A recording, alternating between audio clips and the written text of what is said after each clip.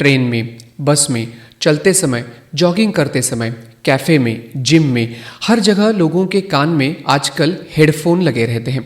अगर आवाज़ कम सुनाई देती है तो फ़ोन के वॉल्यूम बटन को 8 से 10 बार ज़ोर से हम सभी दबाते हैं, लेकिन एक लिमिट के बाद वॉल्यूम नहीं बढ़ता। लेकिन इस वजह से हमारे कान ज़रूर खराब हो जाते हैं। मैं ये अपने खुद के अनुभव से कह रहा हूँ। लेकिन क्या आपने कभी सोचा है कि जब आप फुल वॉल्यूम में हेडफोन लगाकर गाने सुनते हैं या फिर बातें करते हैं तो आपके कान में क्या होता है?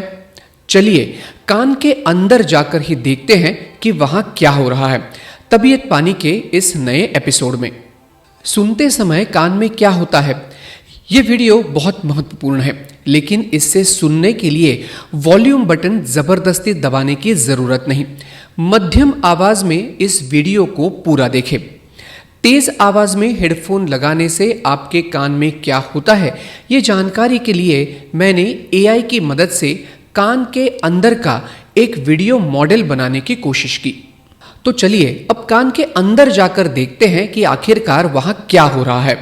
American speech language hearing association के अनुसार ध्वनि तरंगों यानी साउंड वेव के माध्यम से आवाज हमारे कान तक पहुंचती है। अगर आवाज तेज होती है तो तरंगे भी बड़ी होती है। ये साउंड वेव्स कान में प्रवेश करती है और ईयर ड्रम को कंपन कराती है।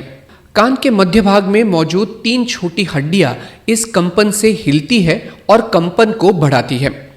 ये हड्डियां कंपन को कोक्लिया यानी कान के अंदर के हिस्से में पहुंचाती है।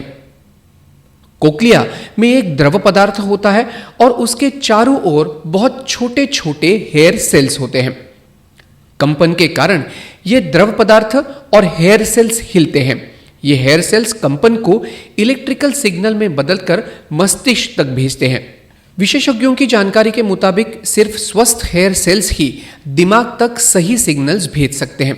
क्लीवलैंड क्लिनिक के अनुसार यह एक स्पाइरल आकार की गुहा होती है जिसमें 2 चेंबर होते हैं और ये दोनों चेंबर्स द्रव पदार्थ से भरे होते हैं।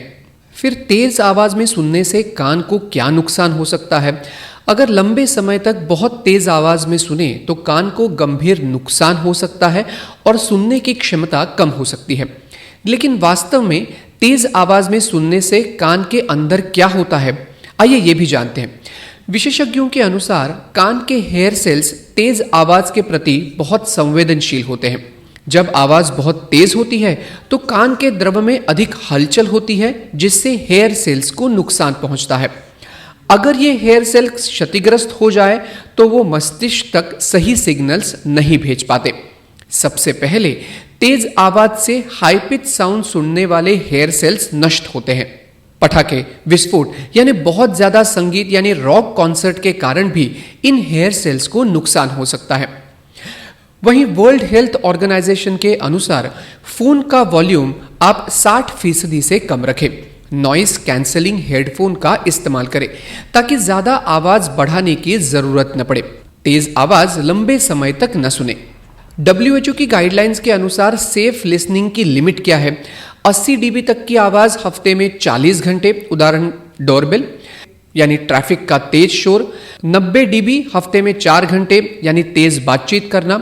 95 dB हफ्ते में 1 घंटा 15 मिनट यानी मोटरसाइकिल का शोर। और 100 dB तक की आवाज हफ्ते में सिर्फ 20 मिनट ही काफी है।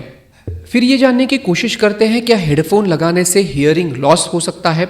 जी हाँ, आंकड़ों के अनुसार 6 से 19 साल के हर 8 में से 1 बच्चे को सुनने में दिक्कत होती है और इसका मुख्य कारण है हेडफोन या ईयरबड्स का अत्यधिक उपयोग। WHO के अनुसार 12 से 35 आयु के वर्ग के लगभग 1 बिलियन लोगों को हियरिंग लॉस का खतरा है। क्लीवलैंड क्लिनिक के अनुसार लंबे समय तक तेज आवाज में सुनने से कान की उम्र 50% तेजी से बढ़ सकती है। यानी 50 साल के उम्र में ही आपके कान 80 साल के व्यक्ति जैसे काम करने लगेंगे। तेज आवाज से सिर्फ कान ही नहीं, शरीर भी प्रभावित होता है। चिड़चिड़ापन और तनाव बढ़ता है। थकान जल्दी होती है। हाई ब्लड प्रेशर और हृदय की गति भी बढ़ सकती है। नींद की समस्या भी इस वजह से हो सकती है। आजकल ये दृश्य आम है। स्कूल से आते ही बच्चों के कान में हेडफोन होते हैं। गानों की आवाज तेज होती है और कोई भी अगर हम पुकारे तो सुनता नहीं। हम भी कई बार ऐसा ही करते हैं। अगर आप भी ऐसा करते हैं तो समय रहते ही सावधान हो जाइए। और ये वीडियो कैसा लगा ये हमें ज़रूर बताएं।